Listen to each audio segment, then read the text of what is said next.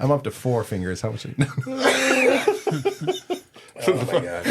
What the 5 knuckles? Don't ask me where the other 2 came from. Dear Lord. And this is yours over here. And then that ends the segment that we'd like to call the hype attack. Attacks via internet things, so you don't have to attack it unless you wish to, because we have free will and will attack or not to attack segment. There you go. Close it out. Christ. Start the show.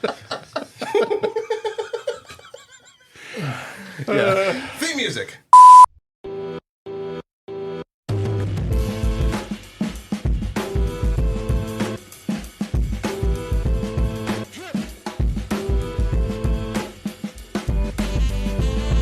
Hey guys, welcome to the Hype Attack Podcast, Where we weigh in on the latest in nerd and pop culture hype.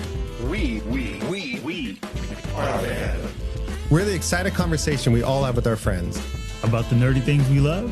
and geek about. We are. The Hype Attack. I am the hype. Who's fucking starting the show?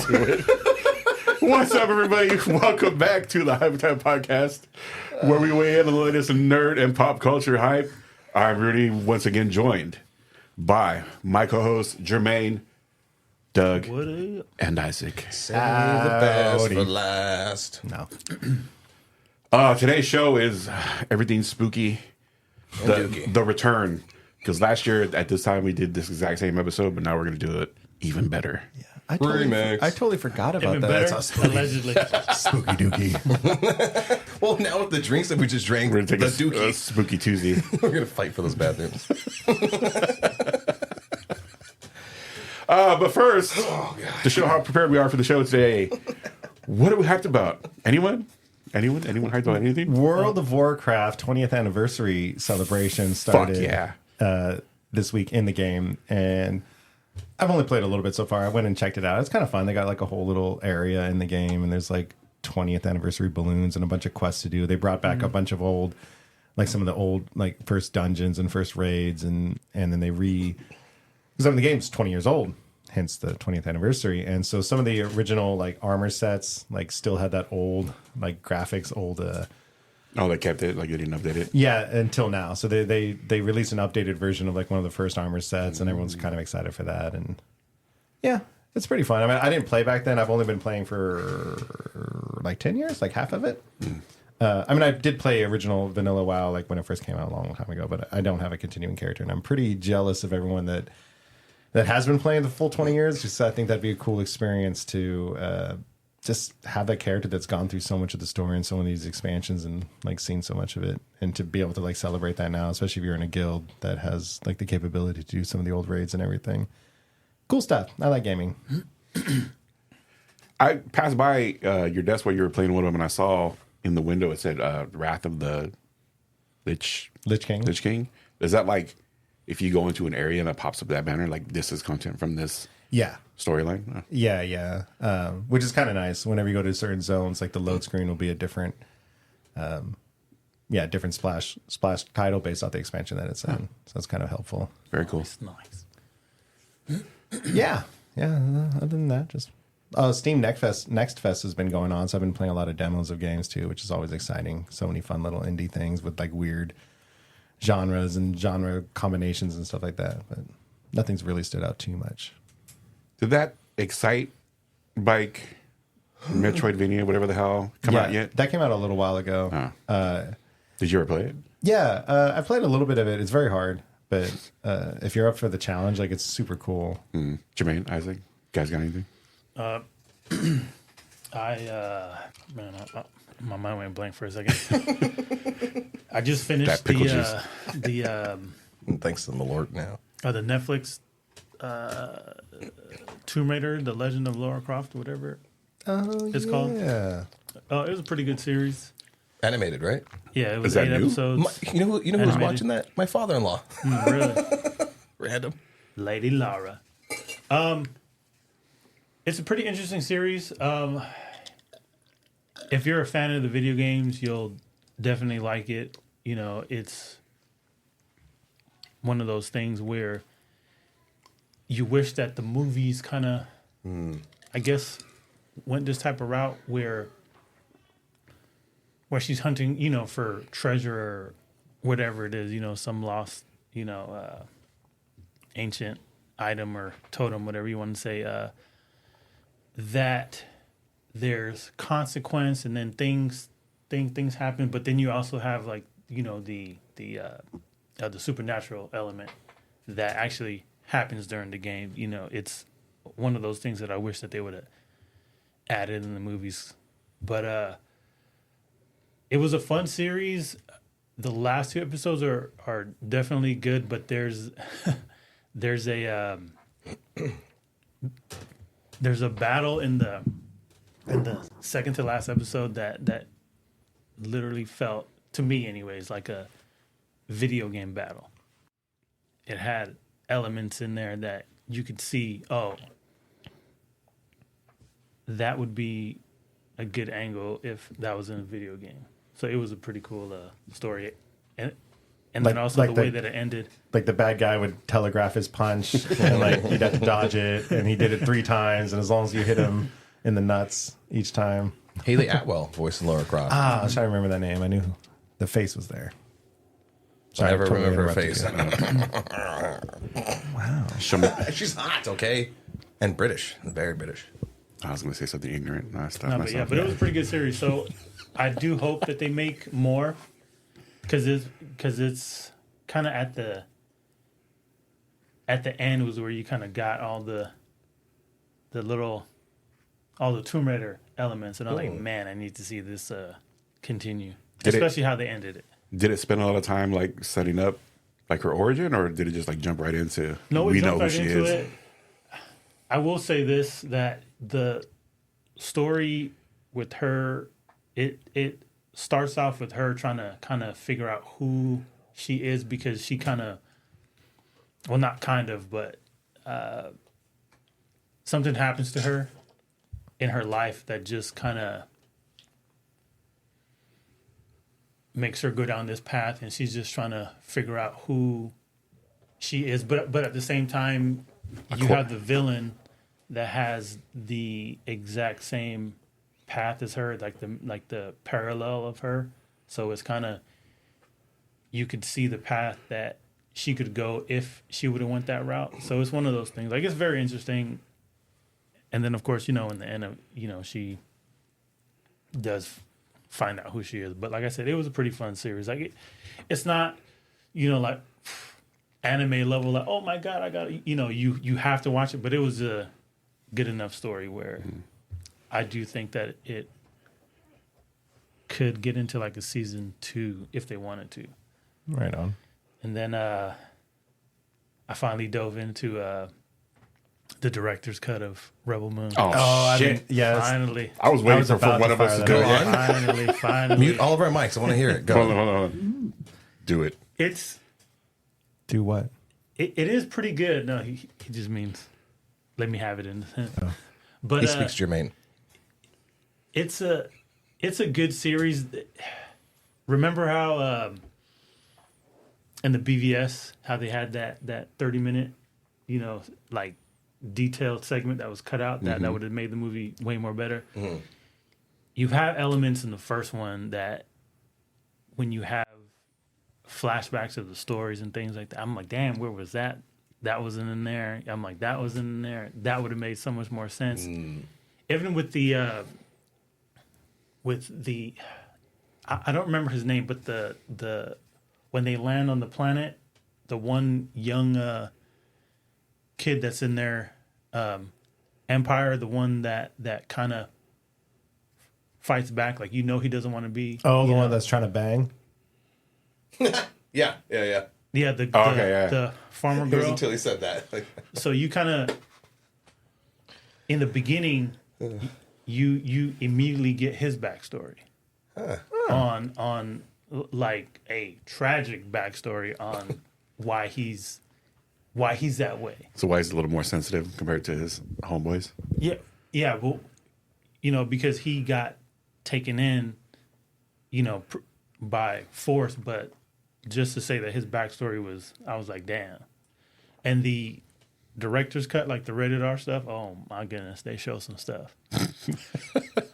So with all that said, I just wish that they would have just once again never released this PG-13 Just version of it. Give you the hard R. Yeah, I'm not saying that it's once again the greatest thing ever, but it has potential. And like we've mentioned and we talked about, and Doug has said, I feel like if this was released during Dune or when Star Wars was around, this would probably have a pretty big following. Stupid. Would have impacted more. Yeah, it would probably Latched on more people. Yeah, it would have probably latched on. Cause I watched the first one all the way through. Like it's probably like what 3 hours and change, but I watched it in sections, so I just watched the hour and a half and whatnot. But it just gives you a little bit more of what you wanted in the story and even the backstory with all the betrayal going on. But with all that said too, at the same time, you're like, damn, all that backstory was so good. Why didn't you just give me that in the first place?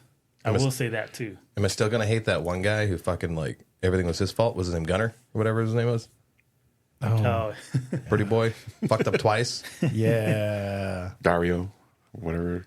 It's Game of interesting, Thrones and characters. I might have said this in our episode on Rebel Moon, but like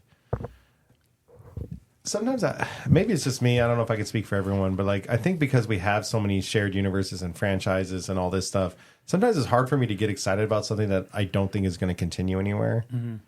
Which is like weird. Like I should be able to watch the movie for what it is, but I think it's just because of the nature of something like Rebel Moon, where it's like, oh, you set up this giant universe, but then it's like in my head, it's like, I mean, I can read the comics. I think there's going to be a video game, but for the most part, it's like they're probably not going to make any more movies. I feel like because there's so much fucking shit to watch, that it's like I don't know if I want to get like wrapped up in like or super dedicated to something that isn't going to go anywhere. So I'll watch it once and move on with my life. And I mean, I guess unless it's super spectacular, but like you said, it's not the best. But it doesn't have to be the best. And I don't know. It's probably just my own thing. I need to like approach things differently than just like an investment. Well, now that it Jermaine's is watched definitely it, worth watching it though. Like I'm gonna watch it. it's not bad, but like I said, it's you know how you have movies that when you first watch it, you're like it's mind blowing, almost like Equilibrium, or just imagine like your favorite movie, whatever. But it's the fact that we got that first cut. Yeah. I feel like if we would have just got this, it would have just been so much more better than True with all of Zack Snyder's movies. How much more better than the non-director's cut or whatever is it? I'm a number one from 0 to 10. I don't know. I mean, because you get Because I didn't hate. Wait. Super hate the. Better question. Thank you. Sorry, I think. Because he was describing it Heard as that. it's just a whole different movie. Is it a whole different movie? Does it transform it that much? Is it a Transformers? all I'm not the paying attention. all the Tell us, Jermaine. Sorry, all we're the putting a lot of pressure on you right now. the like the main stuff that you got, from the original movies, they're on this planet and they're farmers, that stuff doesn't change so much. That's like the kind of core of the story. You just have these farmers that recruited these people, almost like the anime, Seven Samurai, and then they just have this rebellion against the mother world. All that stuff is still there. That's like I said, the core, but you just have more backstory. Yes, the rated R aspect, so you see more blood and gore. But when I say blood and gore, you remember when we used to play Mortal Kombat, how you could add the blood if you wanted to, or take it off. You see a little bit more of that stuff, and it almost looks like plasma or something, like thick. Hot. I can't say that word, but coagulated. Oh, you know, perfect. that was good. Yeah. Well done. Yeah. I don't know what it means. Yeah. But 5 minutes ago in my head, I was trying to prepare for that one. But Hold on. Can I take the note card off my head now? Oh, it's a skeleton. Spooky. but so when they do shoot and they get like severed and things like that, Yeah. you just see like the thick. Okay. The trailer showed that, and that's what got me excited at all. But Snyder said like you were supposed to look at this as almost like a parallel universe. Yeah. Like it's an alternate timeline. So you're saying it's not, at least from what you've seen, it's not that. It just adds. It's just Yeah, adding. like it Adds more could meat to be. the bone. But like I said, it's stick it just there. because you get a little bit more of Yeah. the backstory, kind of like the setup, I'm still gonna watch it. and then Yeah. see. Just set that time or something. I mean, But it's one of those things where nothing. if it did go on, which I kind of do hope that it does go on, it has so much potential world building wise, like how we always talk about. Like there's just so much there that you can build off of, especially with all the characters. Do we get an answer as to why the engine room is a giant head? Well, the trailer showed it's more than a I'm head. asking Jermaine Douglas. You get a little bit. You get a little bit of an answer because it shows. I do believe we didn't get to see it necessarily like Do anything else? No, it Move. didn't I did do see the shit. trailer. Where move It, or like, do anything. collapsed. Yeah, they were just in there throwing like the coal and stuff in there. I'll throw up. But you see Hot. what it is. Okay. Like you see what its purpose is. Oh, see that'll answer like 14 of my questions just Yeah. right off the top. That's awesome. Right off the top. It's just with that statue thing that's in the engine room. Yeah. It's a element that just adds, so much to the world and just how everything works. So it just kind of you're like, that's just an interesting thing to have in that universe to say, oh, But not that's like that vital. thing's purpose and that's what its function is. You're like, Because in the oh, trailer, that's kinda I saw interesting. it like get up and stuff, and I didn't want to be like, they didn't want it to be like any of like the Flintstones appliances where it's like, oh, just another honest day's work. That's all I do. I'm an That'd engine. be awesome. Yeah, then, weird reference. Sorry. It's like it's clocking out, like it's rotation. No.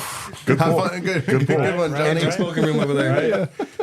I don't remember. Lumbers off. I don't remember what the name of the robot was. The like the King's Guard or whatever. Jimmy. The robot. Remember he got the Yeah. antlers and all that stuff. Jimmy. So What were they called? That's Timmy. Jimmy. Jimmy. I don't remember What were they off the called? top of my head like what they were, but I Okay. just Oh, I don't know remember. they were the guards. Yeah. I think there's guards. Yeah. J. To the king. Somethings. When we watch the movie, it's like he's there. He has his moment. Yeah. By the river with the girl. She gives him a little a like midsummer kind of like flower. Flower crown. Yeah. And then you don't really get much from him. And then next time you see him, he has like The antlers and shit. deer Yeah. antlers. He has so much more. nice. So much Jesus. more. And you hear like the narration with him as I was looking at something to watch. it goes on, and I'm sitting there like, once again, stop editing Zack Snyder. I'm not saying he's the greatest director, but I'm just like, stop like having him have to edit his movies where he cuts out so much shit where everybody always has questions, and then Just- when you get the director's cut, you finally But get see, the answer. Just send us the raw footage and we'll fucking do it. It was like they intended to do I this don't. time. Yeah, Because I we don't- love him. I don't want to sidetrack too much. We've had this conversation before, but see, part of me is like, yes, I want to see that story of what happened to like the robot. That's a great example because when we see him again, he's had a moment, he's had a thing. Yeah. But at the same time, it's like it's not that important that we do. Like, and it's almost fun. Again, I guess I yearn for the old nerd days of like sitting around with your nerd friends and like coming up with the hypotheticals of why you think these things, why it is, right? Or you go to the comic book store and you have that discussion, and then it moves on, and you like enjoy the movie for what it is. Now we have this like desire to know everything, and I know I've talked about like Star Wars before, where like if they mentioned the Clone Wars now in a brand new movie, and like if Star Wars was brand new and they mentioned the Clone Wars and they didn't explain what it was, like people would throw a fucking fit. And it's like part of the fun was just like, oh, the Clone Wars, what But is did that? Obi-Wan Kenobi come back with a crown of flowers and antlers and a cape and shit like that? Thank you. Okay, can I move on to my thing now?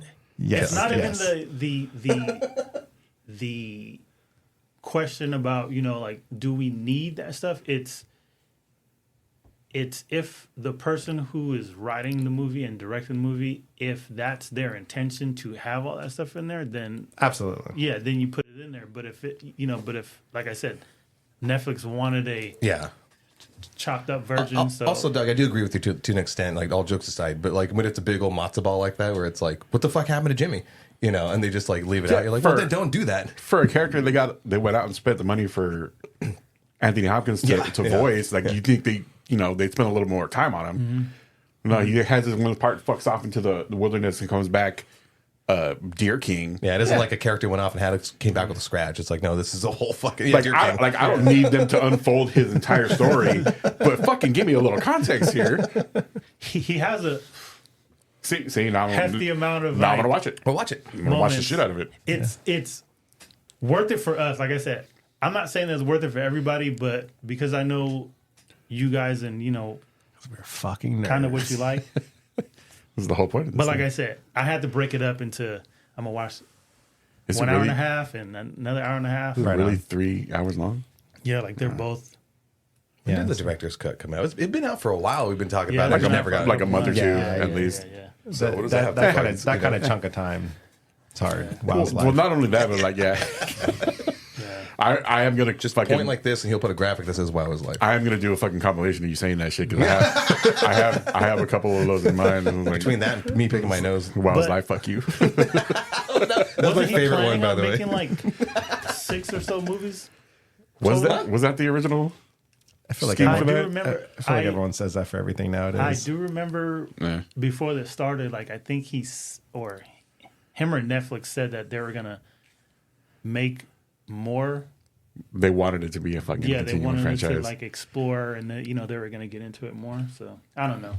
We are getting a video game, and then there is a comic book that's out. A already. video game would be cool with all those characters. Yeah, unfortunately, it's on the Netflix gaming platform. Oh, well, never mind. that. I mean, Netflix has had some good games no, but on that didn't- platform. So Netflix just announced that they shut down their. they shut down like a studio that never got a game yeah. out. Okay. Isaac, what are you hyped about? Well, we're well into the horror season, and so I saw a few horror films. One of which being Terrifier 3. I know we talked about it on the other Weekend Hype, the reel that we have up right now, and we'll do more of those in the future. But opening weekend, Terrifier 3 was #1 at the box office, beating out Joker Folie à Deux easily. And then Smile 2, which is the second horror movie that I saw, and this recent past weekend did take the place of Terrifier 3, pushing Terrifier 3 down to third place, which is fantastic because I love that these wonderful horror films are being made and that it's something for everybody. One being just like a really gory, bloody slasher, and the other one being like a more psychological suspense thriller. Although I was more creeped out with Smile 2, other than being like, oh my god, I was scared. Like there was like one good jump scare.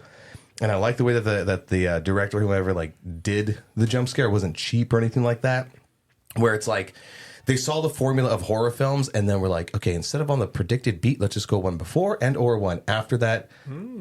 Also, the camera work, not to go super nerdy with it, but like the camera work in that movie was super awesome because they made a point to like kind of step away from what other horror films do, which is like, cut to this and cut to that and cut to this and cut back and boom, there it is. You're waiting for it, you're expecting it. So there's a handful of like oneers, like just single shots, and I'm excited to watch that movie that you yes, mentioned to us. What was it called again? Mads, I think, the 2024 French. Is it actually like a one shot? I haven't looked into it. They said it's all in one shot, but 1917 was pushed as one shot, but there was like 4 or 5 That's edits, so that's right? what I was thinking I'd too. be curious of this one. You showed us a movie, I think last year or maybe earlier this year, One Cut of the Dead. which was cool, but it was so interesting because it was like it kind of was then a different movie. I'm not, I don't want to spoil anything because in case people want to see it. But there was a 30-minute oneer in that. That's right, yeah, which was still impressive. But this movie, do you know how long Mads is going to be?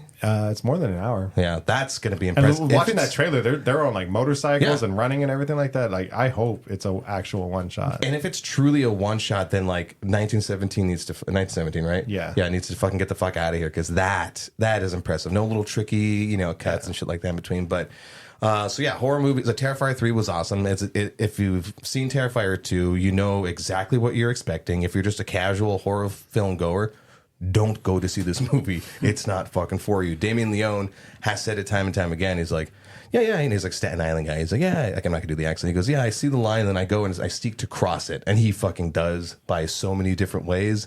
You, Rudy, I saw you when we were recording YHST. You finally got around to watching the first Terrifier. I watched 1 and 2. Yeah, Yeah. favorite kills or anything impressive? No, or I'm just not for you at all. I'm actively trying to erase those movies from my head right now. Movies are fucking terrible. They should be the Terribilizers movies. But it's so impressive with this movie. It's like a contemporary, everyone's like contemporary favorite like horror film now. It wasn't setting out. Damien Leone didn't set out to make something that was like ultra clever with like a really important storyline. Or anything like It that. shows. Oh yeah. Yeah, but there's just like for Agreed. horror movie lovers, I feel like there's like a bit of a fun feel to it by doing what he did and taking all the little tropes and all these other little everyone's favorite horror films and putting it into this thing. You absolutely have to turn your fucking brain off to watch his movies because it's just like, oh, that doesn't make sense. All right, none of this makes sense. Just fucking watch the kills. The kills are like super gruesome and like over the top and Yes. I'm just like, oh, okay, so this is a thing. And the amount of people I see with those fucking shirts that you wear, the Art the Clown shirts, the cereal and all that shit, I'm like, a lot of people like this shit. Yeah. It's fucking crazy to me. I didn't think you were gonna like it just because you don't like horror films in general. So I didn't, honestly, I didn't think you're gonna be like, you know what, it really turned me around. I think it was gonna turn you even further off. I was looking for horror trivia for tonight, which I'm gonna spring on you guys later. But as I was going through the list and like looking at questions, I'm like, fuck, I know the answers to like 80% of this shit. Like I've seen all of these movies growing up in my childhood and teen years. At some point, I just stopped watching them. I think maybe it's just because I got to that point where it's like, okay, everything just seems gratuitous now. Like I don't watch like the super classy ones that Doug watches on Shudder, like the ones with like super like clever premises and devils and all that shit. But the ones that I watched in the past compared to like jumping into the Terrifier, I'm like, wow, this is the only purpose in here is to push the boundaries of what you can do on screen with a kill. Absolutely. And I'm like, that wasn't enough for me to be interested in it. And it was, but it wasn't also quite enough for me to actively hate it with all of my being. It just falls into that, like, why did I watch that? Like, that's something like if you guys were watching it, I would have walked in and like sat down and consumed it with you. Was it? And it probably would have got you like your secondhand excitement. I'm like, okay. Was it the this is fine equivalent of drinking a Malort Coke pickle juice? No, because once you get past the Malort, like once it seeps into the jalapeno, Don't defend Malort. it works. Oh, fucking dare you! But it's interesting. So I haven't seen the Terrifier stuff yet, but from your description, it's kind of interesting because maybe you can think of it almost as like branched evolution of horror genre, where you have these kind of original classics like Nightmare on Elm Street or Friday the 13th and everything, and there are people that are going to like the scary aspects, there are people that are going to like the jump scare, and then there's always going to be people that are going to like the brutal kills, the grab a person in a sleeping bag gore, and banging them up against a tree a few times, and then so it's like, as time has gone by, you get to the point where someone's like, well, look, there are people that like that aspect of it. Let's go full that aspect, or let's go full this aspect. And so it sounds like Terrifier. Can I spoil? Like, are you gonna watch it? Yeah, go ahead. Spoil. Can I spoil like just one thing? Yeah. So like you have the implacable, killer. The he just keeps coming and coming. Oh yeah. I'm like the trope, the Michael Myers, whatever. So and you see that in Art the Clown, like he keeps coming no matter what you do, and the times where the hero, or the protagonist actually gets in some good hits, and then like the killer's like, oh no, and then like just like magically gets up and he starts stalking you again. One scene where like someone gets the upper hand on the fucking clown, and the clown's like no, and just pulls out his gat and just fucking starts letting off. Like Awesome. Yeah. that shit took me completely out. Yeah, I'm like, what? That's so cool. It was perfect. And Leon I was has like, like look at talked about that. it. He goes, yeah, he's not going to just stick to the intimate weapons. He's just going to be like, all right, fuck this shit, and just pull out a gun, which perfect. makes it even that much more fun. Yeah. Like that shit was an actual moment that like I enjoyed in that. I'm like, oh, look at that. Just completely breaking conventions because I had absolutely no idea that shit was coming. There's something about horror movies that, and I think we talked about it last year on our episode of just like you're taking such a kind of basic premise for the most part. I mean, I know some have tried to get more cerebral or whatever, but basic premise, and I think just all these different directors and writers it's almost like a challenge to each other, like who can do this same thing better, who can put this twist or that little moment like that's gonna really bring it out. Wait, are we jumping into the topic now? Unless you have can. something you want to be Yeah. hyped about. Well, let me close out on the Terrifier thing, and let me just tell you this much. Like, Okay. and I think I said it in our DMs, which is like, he set out to do something with when he introduced it in an anthology series called Al Hal's Eve. And he was just really like, Codeth him, he just really tried to like make shit stick to the wall, or threw shit to the wall, see if it was going to stick. And Art the Clown was the thing that did. And so he's like, all right, he had his own little mini thing, and then made it into a feature film that was like $35,000 budget. And didn't really build a lot of lore into it. If you hear him talking about it, you're like, oh, I guess if I look back, I see those things. But one, he even acknowledges like a small budget. We're like in 2 locations, whatever. But then once you come around to like T2, Terrifier 2, it's he's like, oh, we need to have like an actual fleshed out protagonist and a little bit of a story to follow. Because we can have fun with the kills, but we want to actually follow it through. Like I kept equating it to like actual, because people are like gore porn. I go, well, to equate it to actual porn, there's the porn that just gets you off. You're like, I just want to see someone fucking. And then you go, it'd be nice to have a storyline. What if the pizza delivery guy comes through and you're like, let me follow that through. And then they bone. Did I ever tell you about the porn I saw? It was called Talking Parts, and the parts talked. It was great. Send me the sauce. That was a long time ago. I'll be on that. That was a trip to UC Santa Barbara. So, me and my friends art. went to the. Go ahead. Sorry. I was just going to close out by saying, like, so all I have to say is that if you watch Terrifier, don't take the whole thing just from that one film. Get through it. Watch 2.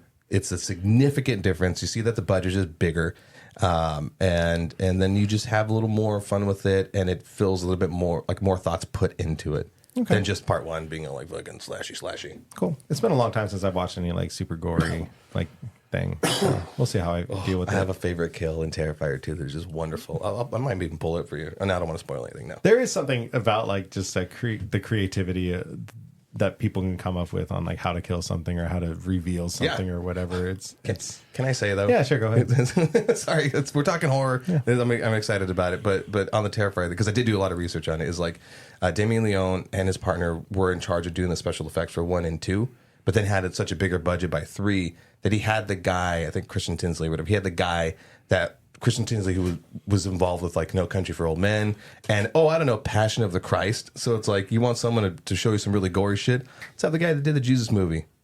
Built the whole team around it. Go on. Cool. Neat. That's awesome. That the Terrifier 2 was so fucking long. 2 hours. think And I it's more felt than that. it's like 2 hours and 8 minutes, and I felt every fucking second of that That's movie a long time to do go something by. like that. Like I 1,000 paused that years of shit. pain. I paused that shit and was like, "Holy shit! There's still a whole another hour to this." Yeah. Yeah, the distributor did tell him like, hey, for part 3, make it under 2 hours. Yeah. Yeah, 218. Wow. Yeah, Yeesh. I watched. It was funny because I watched it last night, and I started watching it at my mom's house because I was over there and we were visiting. I'm like, "Oh, let me start this movie." 2 hours, shit. And I'm sitting there watching it, and my mom walks up behind me, and it's a part. It's a dream sequence. Oh, yeah, okay. So my mom was just standing next to me because I'm sitting on the couch. She's standing next to me, and she's just like, and we're both watching it, and that's where I stopped it, and I'm like, I don't watch this movie. She's like, me neither. It's like, this is research. She's like, oh. Wow. Anyway. Yeah, I'm mad at myself because I saw an article earlier where I think some consultant for Guinness Records like ran like 2,700. No, ran a shit ton of horror movies through like some algorithm thing, and it's like trying to like track the trends of it and stuff. But I got yelled at work because I was trying to read it while I was working, and like there was dangerous stuff going on, and I was like, stop looking at your phone. I totally forgot to go back to it, but I will get back to it at some point and talk to you guys. Cool. But it was a cool article, and they were kind of talking about horror being. I think they said like if you look, it's like one of the most like talked about things on podcasts. Like there's more horror podcasts and more horror blogs dedicated than any other like genre. Which I mean, it's like there's not rom-com podcasts, right? There's horror podcast. Now I'm gonna go look For rom-com podcast, that'd be there's our niche, guys. Let's just rebrand right here. rom-com. So we're fully into the topic then, right? Yeah. So the spooky season. Spooky. Where's the blood sprinklers? Where's the blood sprinklers? Get the Blade music going. So what are we talking about this? Jermaine can get a blowjob in the corner. I have to cut the cameras for that. Looking like Blair Witch Project. We have to turn those cameras sideways. We'll have to dedicate all 4 of them to it. Get that resolution.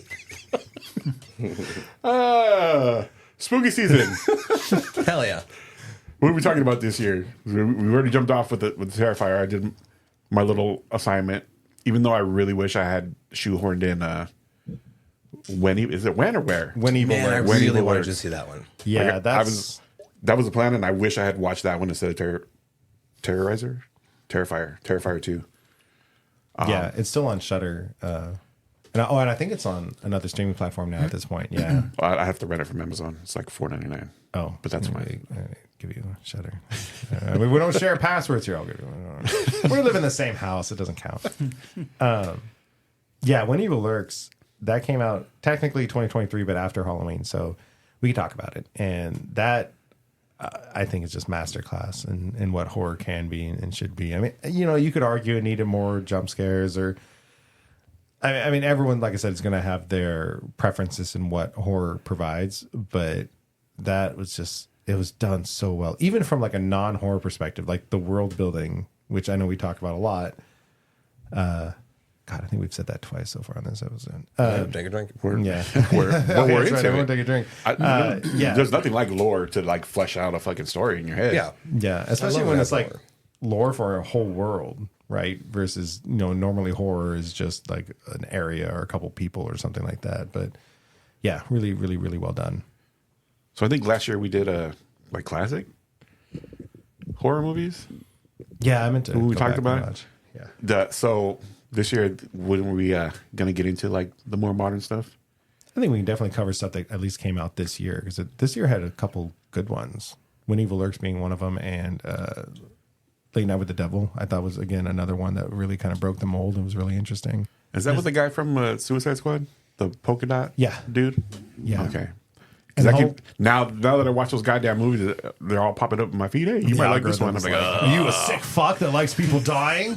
You want to watch demonic possessions? Late Night of the Devil was really interesting because it was that idea of like, it was almost found footage-ish of like someone's a late night talk show host, like bringing on someone that was possessed to do like a show. And then there's like, so there's the quote unquote like footage of the never released show. And then there's like some behind the scenes stuff like that. And it's pretty interesting. Again, it's not too gory, not too scary, but just generally creepy and a fun idea. Jermaine, you see anything good this year? Probably one of the last ones I saw was the man. What was the last Evil Dead movie? The Evil Dead Rises. Oh, Yeah. Yeah, that was pretty good. That came out end of April last year. Wait, so That was a pretty fun movie though. what's the one with Bruce Campbell? That is Evil also Dead. Evil Dead. Okay. It's one of the rare instances where there is a reboot and the original series. The balloons. Yay, balloons! You'll feel it too. It's one of the rare instances where there's a reboot series, a reboot franchise going on, as well as the original franchise is still continuing. So it is two like separate storylines. It doesn't follow him. Yeah, I mean, they both involve like the Necronomicon and the book. Yeah, but it's two different things. Yeah, one's a reboot. Okay. Because I remember you guys talking about that, and I'm like, isn't that the one with fucking Bubba Hotep? That's your poll. That was a movie. Isaac, I know you've seen a fucking metric fuck ton of movies this year. You've seen any good scary ones that stand out besides the Lobotomizer? The Lobotomizer. No, I mean, kind of going back off of what he was saying with Late Night with the Devil, there's a certain like genre of some of the horror films. By the way, David Dastmalchian is the lead of that one. That Polka Dot, yeah. Polka, yeah. What year was he born? He was born. Fuck off. There's 1980. Fuck off. with Late Night with the Devil, and also with Terrifier, and even Skinamarink. There is this like. There's a Keep certain. bringing that up and just. I know. I try to make sure not to be like Skinamarink, fucking dog. God, that still pops up in like people's top 10 favorite fucking movies. I'm like, why? I'm gonna have to watch that just because of how much you guys shit on it. Please do, and like drink some caffeine when you do so, because God damn it. If we weren't at the theater, if I like tried to turn that on here, I probably would have just turned it off. Yeah. Or I'd have stared at my phone for an hour and a half and be like, oh, it's done. Talk about movies where you're like, oh my God, this how long? It was like 99 minutes or something like that, and you felt every bit of that shit. But like, there's this like a genre of horror where, like with Late Night of the Devil, where they like the analog feel of it, and so they try to capture some of that back with it, and even how that particular movie does, some of the components of it, like somebody being possessed, Exorcist, and some poltergeist kind of stuff. So it takes a lot of everyone's favorites and just compiles it into something that is like with what Tarantino does, which was he takes some really obvious influences, but then really makes it his own thing. So you can't be like, oh, it's so fucking hacky. You're like, no, I like this. Just all these little things, but it's still different enough where you can fall in love with it. I thought Late Night was super fun. I like that. That's up there. That's up there like top 3 of like, the past year's horror films. Mm-hmm. Yeah. Sorry, go ahead. I was going to say, and I feel like it's one of the safer ones to show people that aren't necessarily big horror fans, which I think is something to rate.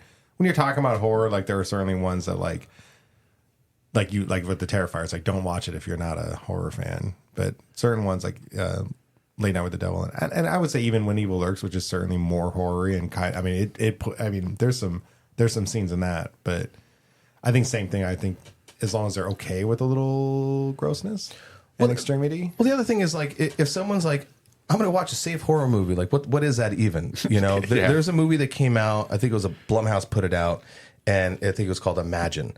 And it's a very safe horror film where, nothing's gory and you do get some scares and some scary imagery. Like, yes, that does exist. What was that?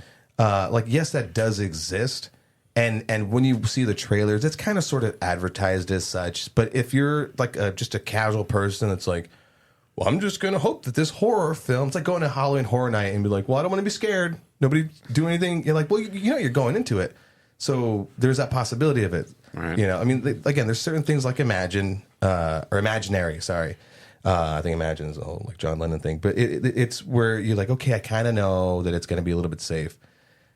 Some trailers to other movies kind of let you know, give you a hint that, okay, this is going to be a little bit more than that. I don't know. People nowadays. Imaginary, that's the Ryan Reynolds movie? I think they came out. If. Yeah, I think they came out kind of close in time period too, because I remember thinking like, there's two different things. I know. I was trying to go through like the movie reviews. I was like, what horror film? Yeah. Going back real quick with that in mind about the idea of a horror movie that's maybe not necessarily that horror-y. Horror. You got it right. I was kind of thinking about like the idea of the spooky season.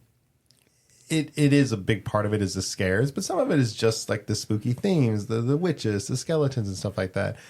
And I know they make kids movies, obviously, that like kind of follow along that. But like, I don't know. I guess to me, I don't know how much I would go out to watch them because I can't think of any examples of that I would. But I think there's a place for maybe making spooky movies that aren't necessarily about scary, but just about that feel, that genre, or those How do things. you feel about Hocus Pocus? The I first one or probably haven't second one? watched it. Yeah. I don't think I've watched it, but I guess that would be a great example of something that maybe they need to make more of. Yeah, like the Beetlejuice also falls into that. Yeah. It's horror comedy. Yeah, more heavy on the comedy. By the way, second Hocus Pocus was fucking garbage. But seeing all their aged faces on HD up close was like, that's the scary part about that movie. Wow. Saw it last year. Wish I didn't. Fuck, I had another one. Has anyone ever seen The Witches of Eastwick? No. This is an older movie. Jack Nicholson and I think Susan Sarandon and Cher and Michelle Pfeiffer, maybe? Shit, now I don't remember who the third one was. That was like a weird kind of witchy, like almost like a Jack Nicholson as sort of like the main evil character and kind of enticing these three women who are dabbling in, That's cool. witchcraft or whatever. It's an older movie and I kind of remember it almost fondly. Like it wasn't scary, it was just cool. Fucking girls. Anyone remember the Worst Witch? The Worst Witch? I'm pretty sure that's what it was called. Is that the story of Wicked? It had a cameo from Tim Curry, I believe. No, I don't think. And he came out and sang like this fucking like whacked out song. Oh yeah. Damn, I can't believe I'm the only one that's ever seen that. Like those kind of movies, like lighthearted, but still deal kind of in that subject. Yeah. Okay, so they exist. Yeah, like Goosebumps would also be. Yeah. Okay, Yeah. I'm just a fucking idiot. Yeah. Like they're there. Play too much video games. So. I also have another question. So you mentioned earlier, like trying to capture an analog feel. Mm-hmm. I haven't really watched too many modern horror movies, but like the ones that are like murders over Zoom calls or shit like that. Have you guys seen any of those types of movies? Do they hold up as well against like the movies set in like the 80s, 90s? No, I hate those ones. But the Paranormal Activity, at least like the first few, I remember. I think because it was something new, and I know in that realm of like found footage, that it was. I think it still holds up. I haven't seen it in a while, but like in that line was pretty creepy. I can't remember the name of it, but during the lockdown, someone made like a Zoom call horror movie that ended up being like did two of them. decent. And, it wasn't anything too crazy, but it was kind of cool. To kind of go off on your question, I've said it before that the modern setting really kind of ruins a lot of stuff. And there's something to, I think I remember specifically the movie. I say specifically, I don't know the name of it, but there was some movie called like Super 8. No, that was the Abrams movie. There was some movie. Chronicle. I don't know which. No. Where I remember specifically, like they pulled out a cell phone and used it as a flashlight. And I like watching a horror movie and seeing that happen. I was just like, oh, like that kills it. And like it dawned on me, like in the theater, it's like, yeah, like because so much horror setup is around that idea of like the lights go out and you're in a dark area and you got to fumble. Calls come from inside the house. Yeah. And now it's just like, oh, I got a flashlight. Everyone's got a flashlight. So now I think you've seen like more movies where it's like the supernatural thing somehow shoots off a fucking EMS and takes out everyone's flashlights. Like, Hate that. yeah. And so again, it's just like, and nowadays with the cell phone, like the second something like that happens, like you'd be calling the cops, you'd be calling someone, you'd be going live on TikTok or something, and people could watch it. Which you could certainly tell a story with that, but I think it's certainly going to challenge the writer to come up with something that makes it. That was really the heart of that question. It was like, how does that horror work in a modern setting where everyone's so connected? Yeah, There was a very terrible horror film, Slender Man. You familiar with Slender Man? The really tall, creepy, the pale copy guy. Pasta. Creepy pasta. Yeah. And they tried to modernize. There was a lot about the movie that was cool as far as like, some practical effects, the way that he looks and stuff. But they were trying to set up rules and then just really threw everything to the wall. And this, ancient being that they saw over time and stuff like that now is like hacking your computer and your phone and just developing all these like new rules and ability. And you're like, it lost it for me, especially when he's like, mainly jumping into the phone. They were probably playing with the idea that Slender Man was absolutely just something made modern by the internet as a viral thing. So they were probably trying to use it as like a metaphor for like going viral, as it infecting your phone and stuff. Probably. Like I try to forget the movie because it just sucked. I remember if seeing you it and I look was like at- so terrible. If you're looking at Slender Man that way and horror stories that way, how certain things turn you guys off, but I feel like if you had a modern Freddy Krueger, he would still have to do that stuff. Like it, Yeah. For me, it doesn't take me out because it's like you have people in movies that we watch and even from back in the day to now, you're like, what the fuck are you doing? Like in your head, you're like, if that was me, but it's just one of those things like you just have to work with the tools that you get, and it's not necessarily a bad thing. Yes, you can kind of still make those kind of classic horror movies, but you really got to be creative when you're doing like the modern stuff. But for me, it doesn't take me out of the experience of the movie. I think to Doug's point though, the movies that like they focus on it, where it's a lot of it's hinging on it, where it does take me out of it. But the movie that did a good job of like, yes, we're in the modern era, and yes, we're using cell phones and some little trickery here and there, but we're not putting the main focus on that. We're actually focusing on the entities. Like major lore was like Smile 1 and Smile 2, where it wasn't reliant on those things. It was reliant more on the storytelling and the acting and constructing the scares in ways that are going to actually like trip you up and shit like that. So much credit to Smile 1 and 2.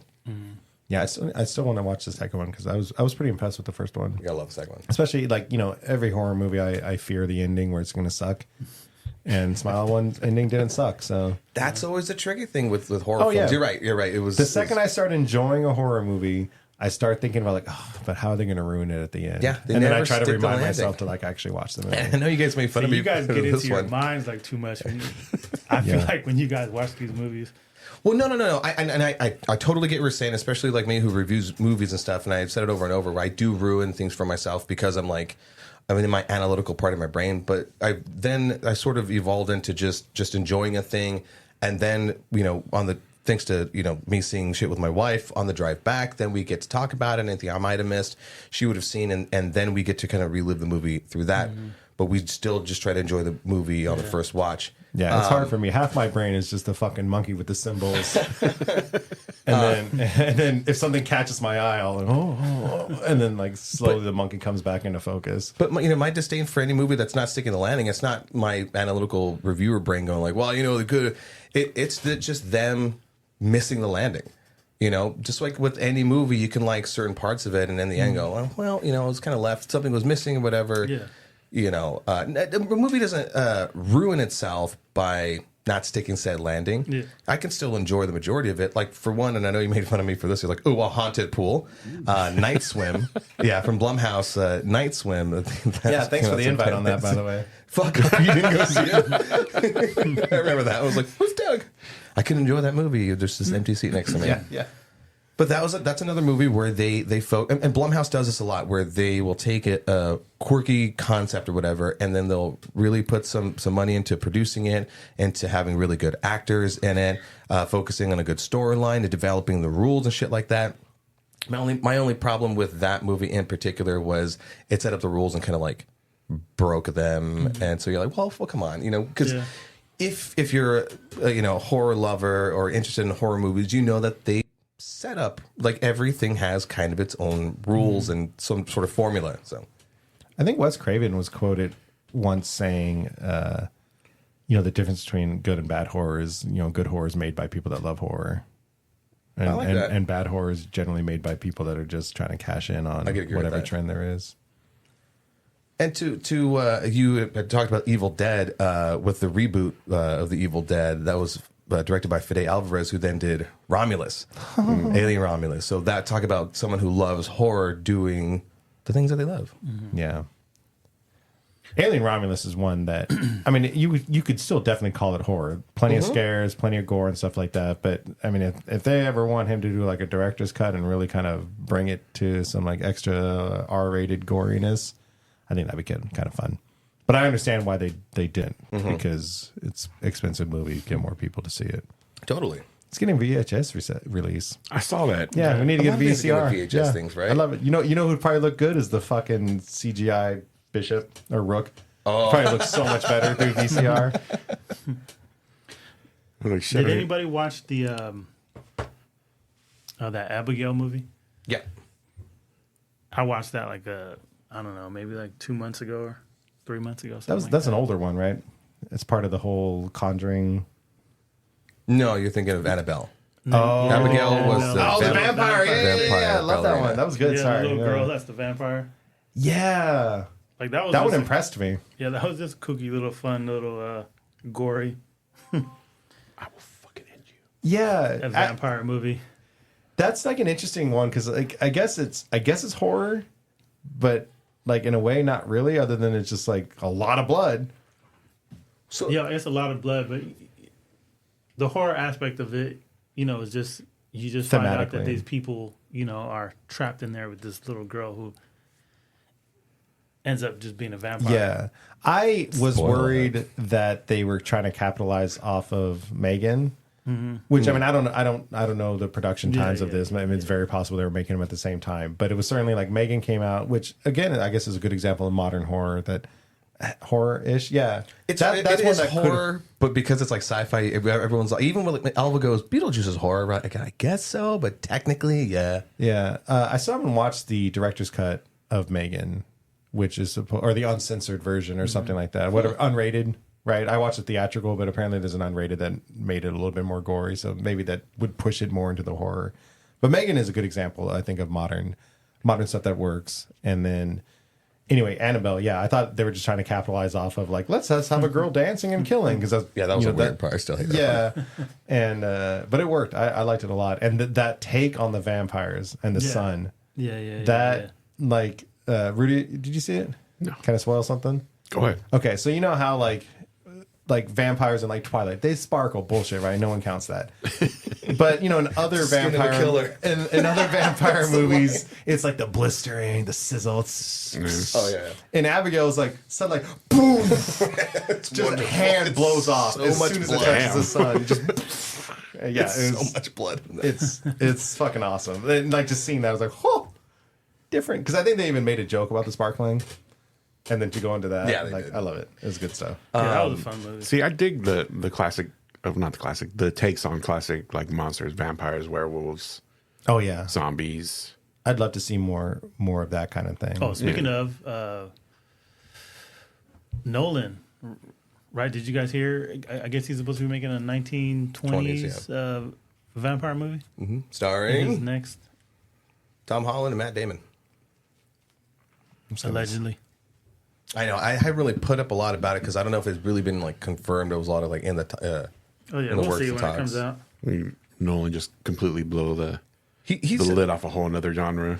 Yeah, Yeah, he was after he did. I think it was Oppenheimer was his latest movie, right? He was talking about like really wanting to do horror, like that. That would be interesting. There are a couple of other directors that have been known for non-horror things, and then they jump into horror, and it's kind of fun and interesting to see their take on it. Kind of like The Shining, or William Friedkin with the Exorcist, and Chris Nolan would be another one on there. you think about the What was it on uneasiness of like some of the Joker scenes in The Dark Knight, like when he held that everyone hostage, Yeah. At that party. And I think the music was that like, I'm sure you guys have seen the video. It's been going viral for a little bit about like the music that's just the one note getting like louder and louder and louder. It really added to that uneasiness. I'm just like picturing that into like a horror movie where, characters don't necessarily have plot armor. Yeah. Not everyone is safe. And to have that kind of build up and then actually off someone or not, but you don't know as an audience, like, oh, I can't wait.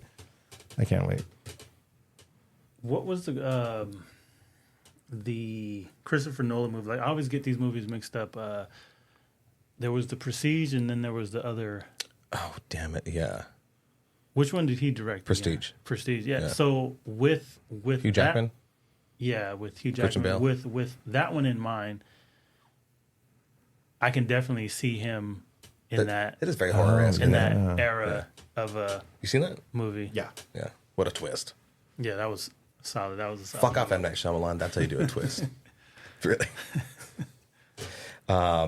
Another horror film I saw earlier this year. I think I even did a review here for both Abigail and Sting, the spider creature feature centered around like an apartment building. Yeah, actually, I think I saw that listed high on someone's list of like good movies. It's pretty good. It's not bad. It's interesting. There's certain horror films that you have to go into it going like, okay, it's not going to be either a big franchise thing. Okay, it's not going to be this huge thing. Okay, it's just taking place in the, like you do have to kind of, even with the Terrifier movies, where you go, okay, I kind of need to know what movie. Either you need to know what you're stepping into, or the movie needs to do a good job of setting you up for what movie you're in. Yeah. And then you could just, unplug your brain and go, okay, this is what it's going to be. People are going to make stupid mistakes. Don't go in there. Or, it's going to be a psychological thriller or really a lot of CG. So you got to set yourself up. The movie has to set itself up for that. Yeah.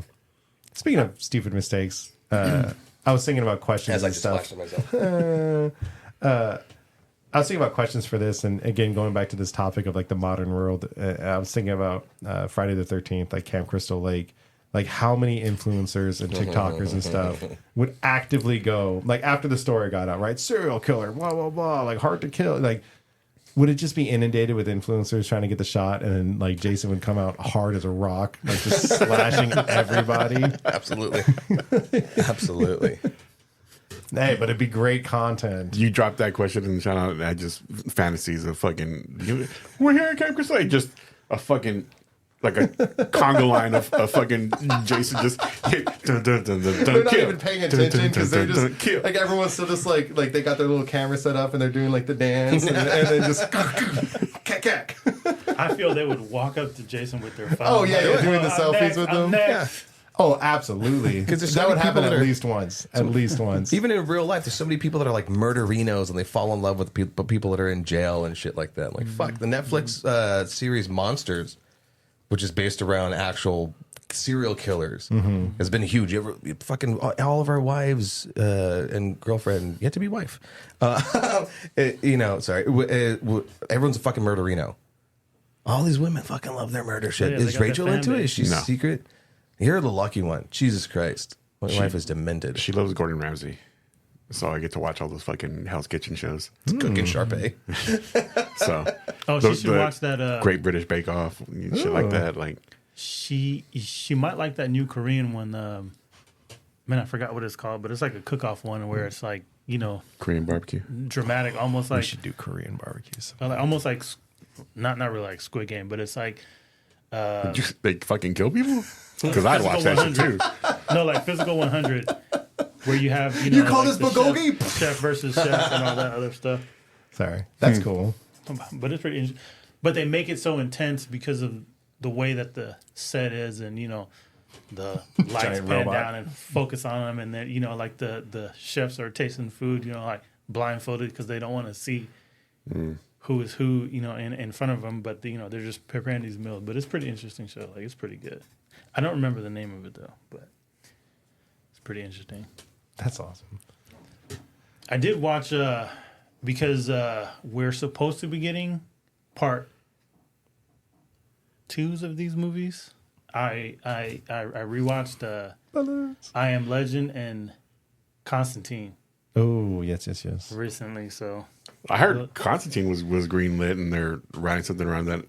Well, I Am Legend has been fucking rumored forever. Yeah. I Am Legend 2, like it's supposed to be with Will Smith and Michael B. Jordan, and they're gonna go off of the DVD ending, not the actual That's theatrical right, ending. Yeah. So, but every time I watch I Am Legend, it's a good movie.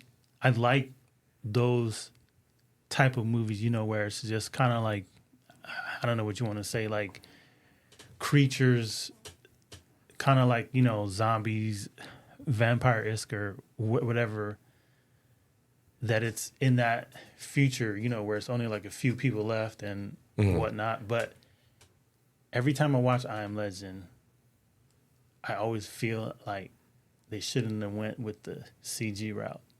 Yeah. Oh yeah, I think we talked about this. I just yeah. wish it was just people in makeup. They do look a little wacky. Like, But- it was just kind of funky, but I guess they wanted to have that kind of like monster like animation to it where they can exaggerate When you do certain like things, but I still feel all the like they twitchy should have stuff. went with makeup rather than CGI. There's a but, lot of movies from that time period that I'm Yeah. sure we're gonna look back at it and be like, was like, no, they weren't ready. But hey, some movies had to walk so others can run, and then we crawled back to Marvel stuff. But man, John Constantine though, Constantine. I really like that movie. Those are Holds my up. those are my type of level of horror. Like I like stuff dealing with demons and the devil and making deals and all kind of stuff, and you got to go to hell and Like back and all this other stuff, like all that supernatural aspect, and just once again the creativeness of the world and all that stuff. Like I'll never forget when he went to Papa Midnight and he sat in that chair, the that little electric chair. like that little bucket of water. Then he had to get the cat. Like all those elements, like those are so far out there. I'm like, who would think that this is what you got to do to get to like to cross over. the Hell's Door and all the other stuff like that. Like everything's like- the everything's stuff like that I like janky. about Yeah, like yeah. chew some gum and snort the wrapper.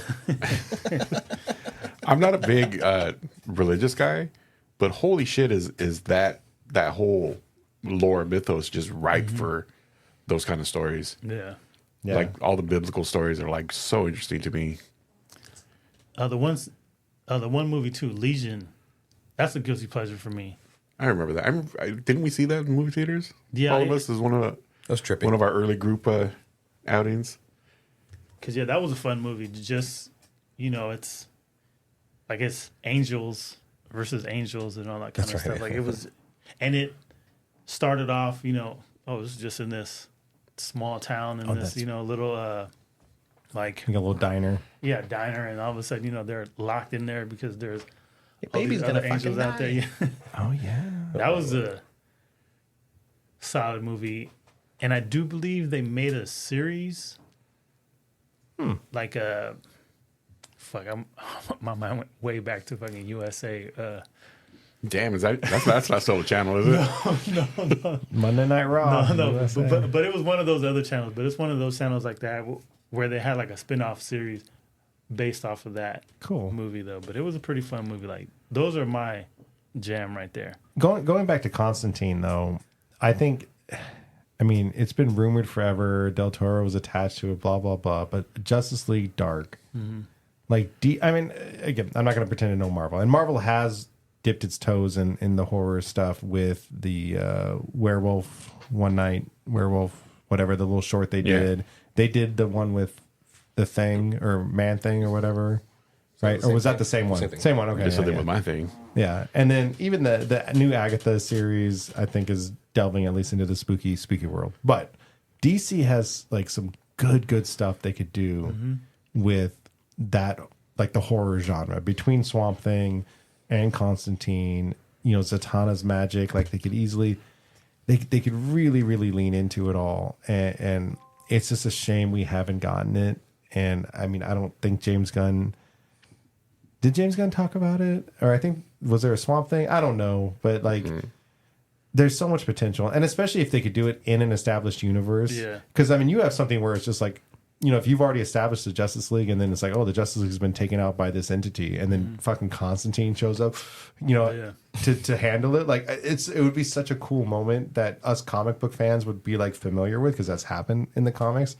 But as like a moviegoer, to see like Superman get taken out and then some guy in a trench coat and smoking a cigarette has to come save the day, doing all that wacky shit and go into that world of demons and everything. A lot of potential. Maybe I not do feel spooky like it scary, could but work. certainly just fucking badass. It could work. Like if you look at it, like how you have the superpower team, but you have like a street team, like Daredevil. It could work where you have the heavy hitters, and then you have those that kind of dwell in the dark to handle things, and they could go kind of like parallel, like side by side, but they're kind of still in their own thing. But then when you have like the kind of like team up movies, then you could kind of cross paths, but you can still have it. I was just thinking, like, just to establish how like dangerous the thing would be, or something like that. You take a character like Superman and knock him out early, right? Yeah, or you maybe don't even have to show it. You just see him like, oh, he's fuck. Because there is potential. I mean, like, because even the Sandman series that's on Netflix, I mean, the comic book that was. Yeah, it was really good. But I mean, like, as someone that read the comic and listened to the audiobook and stuff like that, it's like, I tell people that like it, it's like, oh, that's set in the DC universe, right? Like in the book, he goes and talks to Swamp Thing and like interacts with Superman, and like, so it's like every time I watch that show, it's like, like I really wish they could have incorporated the rest of the DC universe in this Netflix show, but it is really good for what it is. Just I'm missing my. Go back to Constantine. Superman. Did you guys ever see the CW series that got canceled? I watched some of it. I wanted to watch it, and I generally didn't like any of the CW stuff, so I'm sorry. It was genuinely like a good exploration into Constantine. Everyone fell in love with the actor that played him, which he then voiced. I don't know if he went back to like voicing any of the DC animated stuff, which the DC animated things have explored Constantine and the I was going to Justice ask League. if anyone had seen the standalone animated. Justice League Dark. No. He has his own standalone animated series. Is the drink coming back up on you? Standalone animated movie. I watched it and it was really good. I think cool. I think I'll I have to check it out. did. Yeah, Like it was good. It was super adult. Like it was adult themed. Like it was like Teddy. No, yeah. no. But it was like it wasn't like, oh, this is a popcorn comic book movie. It was like a serious That's cool. take on the character, and I really enjoyed it. That's awesome. Right now with the Penguin going on, which I still need to watch this last week's, I look back at all the superhero series, and so many of them, just like, ugh, I know everybody, of course, wants HBO Max level production for everything, but I do look at something like the Penguin and like how well they're doing that, and then think about something like Constantine. And it's just like, oh, that'd be pretty fucking Oh my cool god, that would be wonderful. if they could put that much into it and like kind of ground it. I mean, obviously not grounded because the story's not a grounded character, but like ease people into the craziness. I think it would work really well. But that's just me. No, I agree. Anyway, we've sidetracked. We've gone into comic book stuff. I mean, and comic books As we are doing do. great horror. Yeah. I think last year I mentioned like Something's Killing the Children. I think that's still going really well. DC's doing like a vampire story. Marvel has Marvel Zombies. I think still on its slate. They did take away Blade from us. Sons of bitches. But we got a Predator movie. Yeah. So In the I'll slot. take that. I'll take that all Yeah. day, every day. But like as far as like horror comic book stuff go, IDW just announced like their new IDW Dark line, which is going to be all horror stuff. Like, so they're really specifying it. DC, speaking of Constantine, has brought back Vertigo, which is the creator-owned. What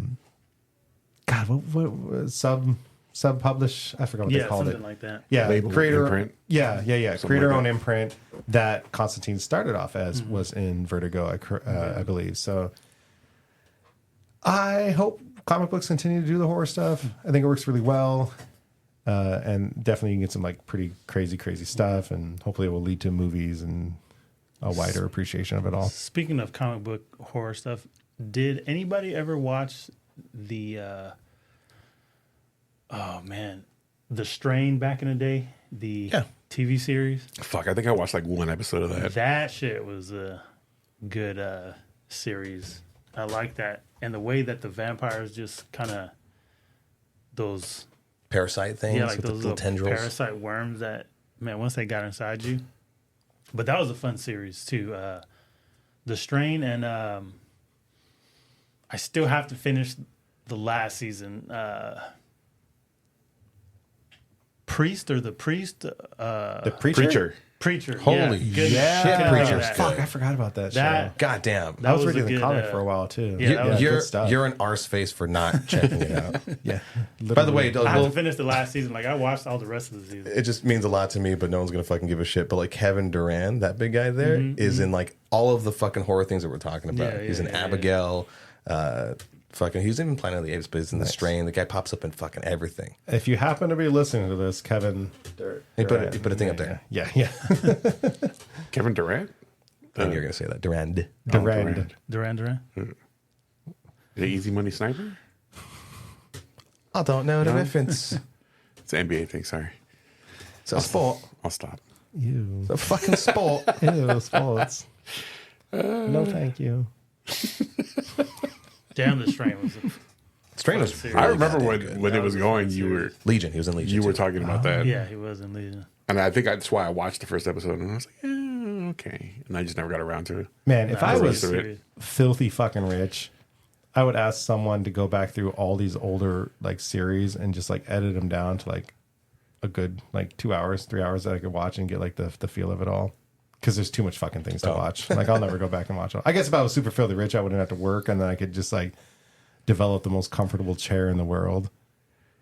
You like devote like 2 days to just catching up on shit. Yeah, like 48 hours of just Yeah. watching TV. yeah. Like pay for like Movies some and stuff. pay for some like awesome Fuck yeah. complex to be built like out in the middle of the desert. So you like and like the most comfortable chair ever, best screen ever, and you just like float, and someone brings you like brisket.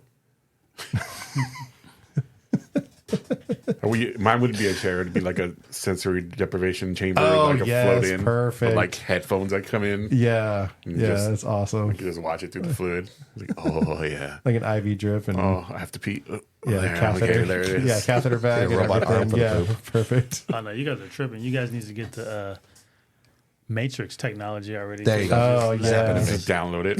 there we go. That Good horror just film. yeah, just You'll wake up like, oh, I'm a horror fan. yeah, just take away the actual enjoyment of it all. Says the guy who wants to cut shit out of the movie. Seriously. Can you make this movie There's a more lot of bland? Cut 8 seasons down to fucking 2 hours, please. Could you edit him when he's saying the one thing and then flip his camera around when he's saying the other thing? Right. Have that on a hot button. It's going to happen a little more often. 'Cause look, I'm looking out for you because then you have more video game time. So Oh yeah, true. Have you seen that movie? Hold on. Yeah, that was pretty good. Yeah, fucking we're talking about it. I've been thinking about it for the last 3 seconds. The most popular horror film oh, but you know how last year. great that would make our podcast. What, you haven't seen this movie? Yeah. Oh, that movie was trash. I fuck that can't movie. believe you like that movie. Madam Web, what the fuck? Well, don't step on my thing. You stepped down. I was going to say that. That was the most fucking popular horror film. Madam Web. Fuck it. Was it? Was it? Was that horror? No, I'm Like I- kidding. like you I fucking fucking idiot. knew I used that you you were stepped on gonna my jump shit. on I was just that. going to be like, say the fucking one line. He's out. He said the thing. Damn it. But then, Timing. I can see the reflection in would your you glasses. be able to delete the movie if it was trash? But also, would you be able to delete the movie? You're like, damn, I wish I could watch that again and have that. Just re-download it? Yeah. Oh, fuck. Damn, just as good the second time. We've gone off the rails. Anyone have anything else to add to the proceedings? I wish I played more horror video games. I know the Silent Hill 2 remake just came out, and everyone's been talking about it. And Yeah. I've seen that listed as like one of the best horror movies And, or like, horror video games. I don't watch, horror movies much, but I love the shit out of a survival horror game. Yeah, Resident Evil, Silent Hill. there's Got the a few. zombies. There's a few of the big name ones. Until Dawn, I think a lot of streamers were recently playing Until Dawn because I think they just remade that. But is it that movie they're making into a series? Or that show they're making into a series? Maybe. Yeah, maybe. Sorry, I should check before I speak. No. That's where it's. I mean, they. Yeah. Next year. Cool. Is Hayden Panettiere? Oh, she's not. No. Oh. Because I think she did the character in the game. She's Or am I not thinking in of a different game. She's in a rough patch right now. Oh, I didn't know that. Yeah. That's a shame. Oh, tell her I said hi. I saw her once at the snowboarding. She was very small. So kind of horror. I was standing next to her, so everybody's small. like horror comedy stuff. Hulu just released the first the first 3 episodes for the last season of What We Do in the Shadows. So if anybody, That's right. so that's That's a good example of Great horror comedy. yeah. that's I'm sure I've asked you guys in the past. Have you that's the seen utmost. the original movie, What We Do in the Shadows? Mockumentary. God damn it. That's so good. That's so good. And the series just takes from that and does a lot of like really meta stuff. It's just so ridiculous, but When I think it was it's like a fun series. First or second season, did you fucking laugh your ass off when you saw Donald Logue? But he's playing himself, but he was like, yeah, well, it's in the movie Blade, and I guess I'm a real vampire now. Cool. That show is really good. Paul Rubens pops back up. It was reprising his vampire role from Buffy. Because why not? That show can do it. Exactly. so But it's a fun. good series. It is fun. Like if you love, that Great cast. that ridiculous comedy and over the top. Like it gets even more zany as the seasons go on. But ridiculous. yeah, writing's great. Yeah, but I'm sad though that it's the last season. But I'm glad that they're gonna end it like on a high note. You know what I'm saying? Like they're going out. A series like that, I'm actually surprised it lasted that long. Just because there's certain things, especially like in the horror genre, even though it's comedy, where sometimes they don't last too long. I mean, this is a weird one to cite, but Santa Clarita Diet was one of those kind of zombie-based thing with like top actors, Drew Barrymore and Timothy Olyphant. Yeah. Hilarious fucking meta show series. But anyways, What We Do in the Shadows. I do look at it like I don't want to compare it to Rick and Morty, but it's one of those things that where it's so out there that it just works for what it is. Oh yeah. And you just gravitate to it. Yeah. It did take me maybe like an episode or two. I was like, oh, okay, Yeah. this is how this series is gonna go. I was like, okay, Buckle up. How fast do you fall in love with like Matt Berry as Laszlo? All those characters. You Instantly. devious bastard in New York City. Even though in the beginning, Colin Robinson, I was just Okay. like, who is That this? But then you start to love all the characters and their The poor actor. The poor actor only plays himself in every fucking role he's in. He's like a fucking human Dilbert. That shit is funny. But yeah, What We Do in the Shadows. Check it out. 6 seasons though. That's a tall order. It's fun though. When it's a show that's you're having a lot of fun with, you're not like, when's it over? It's enjoyable. And then you're like, no, don't be over. Yeah. That's one that you can have on in the background when you're working on stuff. That's for sure. Sorry. Complete. Just That's over. so real quick. I have watched a few horror movies this month. I think I mentioned in one of the previous episodes I watched the newest VHS. It was pretty good. I watched a movie called Stop Motion, which if you are a fan of stop motion movie making, there's like a mix of that, and it's about someone that's making a stop motion movie, but it's kind of creepy, and there's like this little girl that's driving her to make this like creepier and creepier stop motion. I don't know, I'll spoil a little bit of it. Like she ends up making the dolls out of like the little girl's like, no, it needs to look more real, and then they go like find like a raccoon carcass, and then she like makes a little doll out of like the meat from the raccoon, and like, and so it looks like, so then you're watching the stop motion with this thing that's made of like fucking flesh and stuff. It's pretty creepy. It's pretty good. I liked it. I watched Immaculate. Not much I could say about it. No, I would say wrestled in the water Was for it 30 though? more minutes. Yeah. I feel like an idiot. I don't think I thought of the name at all. And then when the plot came out that she was randomly pregnant, I was like, oh, Immaculate. I don't know why I thought that was funny. I was laughing at myself for not paying attention to the name at all and then recognizing why. Because I didn't know what the plot was at all. I didn't pay too much attention to the marketing for the show because the marketing was like, hey, Sydney Sweeney, titties. I'm not even saying that because that's the weird character I've taken on in this show. I'm saying that like that was the marketing. It was okay. I mean, like nothing scary. It was almost just like, I don't know. Like it ended. I was like, oh, okay.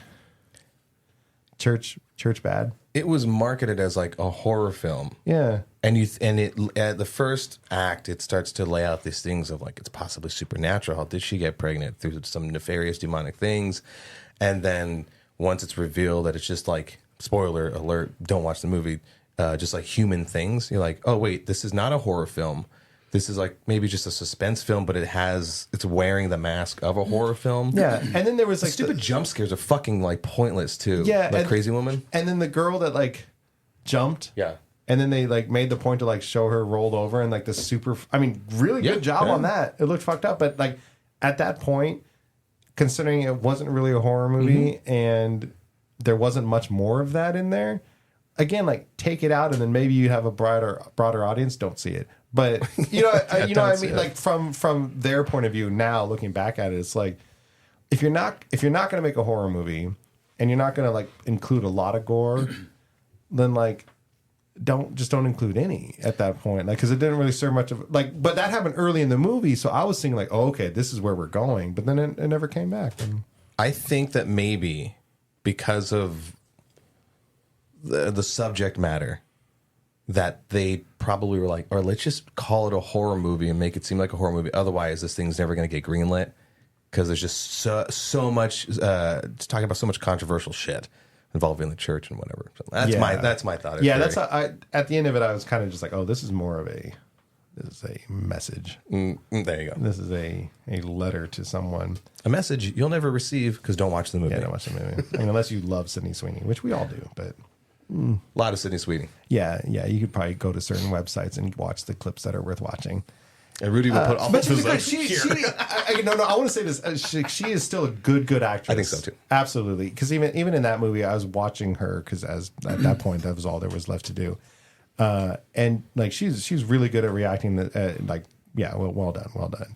I want to see her in a good horror film, in a legitimate horror Yeah, film. I think she would do really, really well in a legitimate horror movie. And then last night I watched the movie called Oddity. I had heard nothing about it. I just saw it on a list of like top horror movies of the year. And it was good. It was creepy. Not a lot of jump scares, like one or two. A little bit of gore, but it was more like the post action. So it wasn't like actively happening. It was just a lot of like blood everywhere. But really like interesting, like new take on like ghosts and psychics and this weird thing made of wood. Yeah, no, it was awesome. The movie Talk to Me, I think also Blumhouse? Maybe. A24. A24. That is one I forgot about. Let me put this on my list here because I've been wanting to watch that for a while. That's a decent one. That's a... but that kind of sort of leads me into asking the question, like, what do you guys usually look for in a horror film? You know, like I know there's times where I shit on like Fast and the Furious, but I think you guys were like, well, look. The movies know what the movies are, but it's meant to check your brain out and then just fucking enjoy the stupidity. Kind of like me and the Terrifier, and that sort of like B-level slasher films. Doesn't mean that I also don't enjoy, you know, really heady, psychological, higher level shit with like, you know, technologically amazing stuff. You know what I'm saying?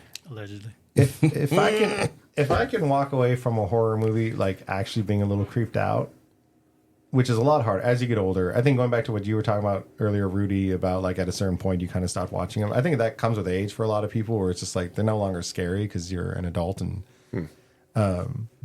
but you know, every once in a while you will get that movie that kind of creeps you out or gets you thinking about like possession, like what that would even be like, and you know, and me working in public and seeing people that pretty much look possessed.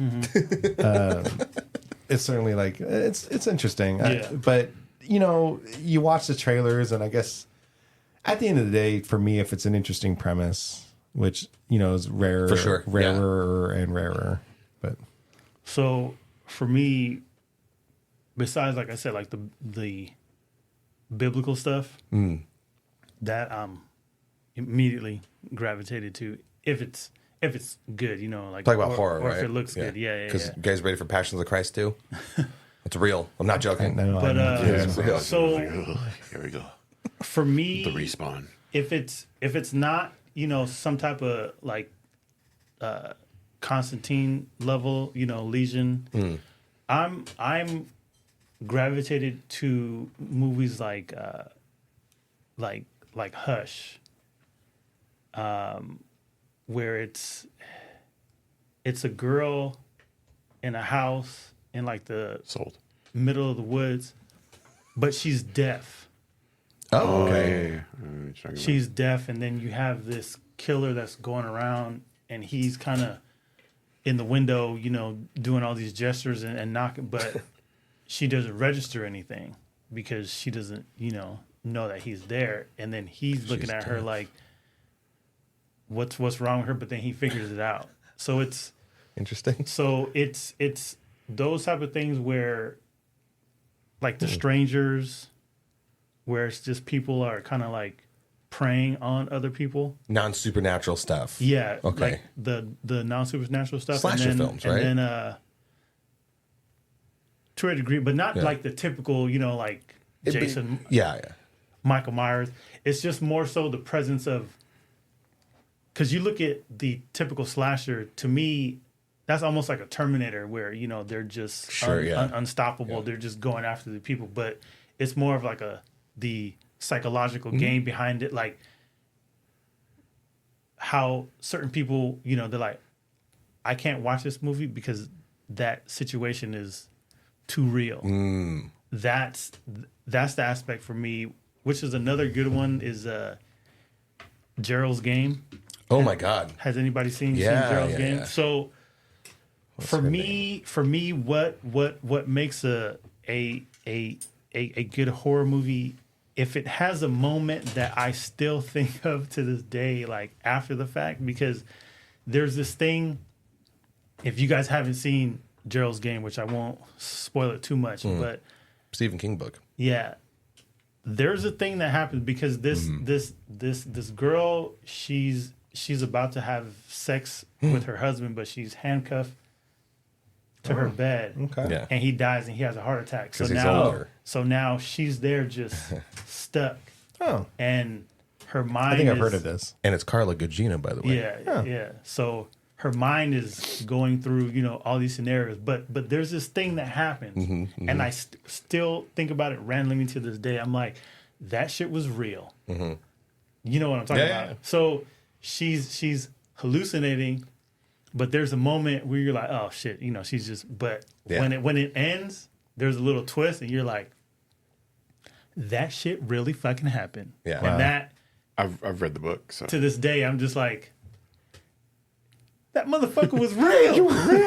Yeah. And I want to say, by the way, speaking of Stephen King, he likes the Terrifier movies. Fuck right off. But Mike Flanagan directed Gerald's Game, and Mike Flanagan is Sponsored. responsible for Hunting of Hill House, Hunting of Blind Manor. those are good, too. I didn't like Yeah, Blind yeah, Manor. Oh, you're trash. That one was garbage. Get outta It was here. it was a love story. It was a whole different thing. But You're but trash. The first one was good. First one. Yeah, did you see you didn't see the Blind Manor? probably. So Blind Manor and the Fall of the House of Usher. Fall of House of I Usher. need to That's finish that one. amazing, amazing. It's that lends more into like the creepiness of surrounding the storytelling. Flanagan does it very well. Out of here! It's a love story. He a rumor has it he's going to be. horror. I didn't like it. Well, the whole different thing, but Oh no, to each his own. To each his own. Yeah, you're right. But all of those do show how horror can work as a series really, really Yeah. well. And the other one that impressed me surprisingly as a series, sorry, I'm totally sidetracking you. I should have let you finish. I'm no, a go ahead. fucking asshole. Chucky. you're fine. The series? Yeah, the series. I think it shows that it works. Yeah, I've only watched like the first season, and I was in on it, and it's Chucky. It's still kind of fun and horror-y, but And you know what you're getting. Yeah, You're getting yeah. Wisecracking Chucky. yeah. I guess my point For is the like, kills. like maybe it'd be fun to see more series pop up for horror. Which is why I want to see Flanagan do more horror stuff. By the way, Haunting of Hill House, it's I like when people look at horror and they go, what's something new we can do that's not like, really out there, where it's like shock value, but just that creep factor. And Flanagan does that. He also did, I think, Midnight Mass. He is being looked at to direct a Carrie series. Yeah, I heard about that. Yeah. So I don't know if we need to Carrie as a series, but once it's one of those things where you go, Flanagan's going to be behind it. Okay. Yeah. I'll give it a try. And in going back Terrifier to guy says we don't need what? because I mean, I guess going back to the topic earlier about the modern setting, like because we've already had a Carrie remake with Chloe Grace Moretz, right? So that wasn't too long ago. But, in today's world, everything changes so quickly. But yeah, like a modern setting of like cyberbullying and everything like that, like there's potential to really flesh out like the bullying and everything like that. And then, of course, her power development and everything. That's if they said it in contemporary. Yeah, they era. very well don't have to. Yeah, there's certain movies. One of them wanted to bring up was Lisa Frankenstein, more of a comedy horror. Oh, yeah. That was I set still in the need 80s. to watch that, but yeah, that looks really good. And like something set in that analog era, the 80s, it just has a whole like feel to it. So Yeah. maybe we could Carrie probably do the a same thing. full show on like comedy horror. I mean, we've talked about it a lot, but like Bodies, I think came out. Still need to see that. Yeah, that's pretty good. Age 24? Yes, and in that same realm of comedy horror, and I think I've asked this before, and I couldn't remember who's seen it and who hasn't seen it, but Tucker and Dale versus Evil. Oh, I've seen it. No, Yeah. I haven't on Yeah, the list. yeah. Oh, that one. It was You wild. want comedy horror? That's comedy horror. I think that's like grade A, like comedy horror. No, that's a good one. Disappeared. Another good one too was Barbarian. That was kind of Yeah. like that's like my yeah. element. Barbarian and like the Hills Have Eyes, like all those type of Barbarian was a I weird like one. all Murder that. Hillbillies. What you want? creepy stuff, like Wrong Turn, like any type of movie where Murder somebody's in a Hillbillies. situation. I'm like, oh, you're not supposed to be there, or you just randomly ended up in this random situation and now you're fucked. Yeah. Yeah, going back to my answer about like what I look for, and I was saying like that creepiness, the wrong turn stuff, that because that's so real. Yeah. Oh my God. Like, You know, lost. yeah. Obviously, Now we know his fantasy. Squeal like a pig. you know, there's I could probably go to more areas maybe and not be too afraid because of my whiteness, but His upstairs peopleness. yeah. But I know like I just see you in a horror film going, Jermaine's got kidnapped. I'm fine. Good. yeah. All right. But no, I mean, because there are still those towns and areas that it's like not to go to or whatever. And I mean, I don't want to call out any things, but I know there's like apparently a town in Utah that like you read online, like everyone's just like, don't fucking stop there. Anybody, Santa Ana. the shadows, we don't go there. Everything the light touches. Oh, is that Utah place? Is where what you call it? The jazz player. No, what was that Jordan Peele? Get out. Oh Get yeah, Out. Is that where that takes place? No, I'm kidding.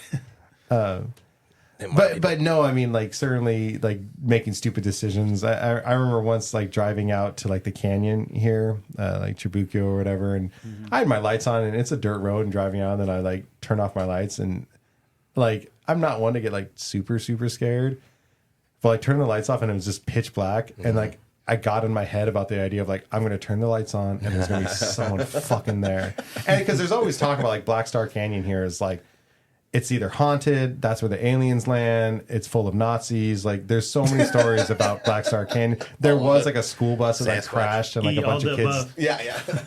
Yeah, exactly. I mean that's the story, and it's got a cool name like Black Star. So I think we were out on that road, and I was like, I should have never turned the lights off because I know Tempting fate. I'm gonna turn them on. There's gonna be fucking something. There wasn't. But that moment was certainly just like, oh, man, spoilers. there it is. Yeah. I forget that same feeling when I drive through past Rose Hills on Workman's Mill and it's like nighttime. You open up the windows, you just smell fresh dead bodies. It's nice. As we go. Where's that place Clean. that's on the freeway somewhere here that they say like if you exit and if you put your car like in neutral or something like that, you get like Gravity a Hill? little. Yeah, that's in Rose Hills. What? Yes, I've never yeah, that's fucking the one. heard of this. Can we do Well, a let's road go. trip? It's a Green screen. It's a visual like illusion. Like it looks. Hey, Rose Hills has like a gravity hill? Like if you park there, it looks like you're like this, but you put it in neutral and you start drifting. But Oh. it's not. You're not really like you put a level on it. It's actually like that, but it looks like that. Interesting. I've done it. It's trippy. Cool. Yeah. Road trip. So we've come to the trivia portion of the night. I rounded up some pretty basic trivia questions on Halloween and see on the season. Hell yeah, To see basic. movies really. To see how well you guys know your shit. Who wants to go first? Me. I like horror. I'll go. All right, Doug. Please direct your attention to the screen. Hopefully this pops up. Doug, question 1. Why can't Michael Myers be killed? Oh, I've never seen any of the Halloween movies. I'm sorry. Because he's very strong. Damn. Incorrect. Damn. The correct answer, according to the internet, is a druid curse. Oh, man. That's so cool. When he was a baby. Apparently, I don't remember that shit at all. Yeah. Those fucking druids, man. All right. It's funny. Question She doesn't 2. look Druish. What is the name of the virus that infects humanity in the film 28 Days Later? That's another one I haven't seen. So The name of the virus? You Yes. went deep on this shit. You said No, basic fucking questions? These are basic questions.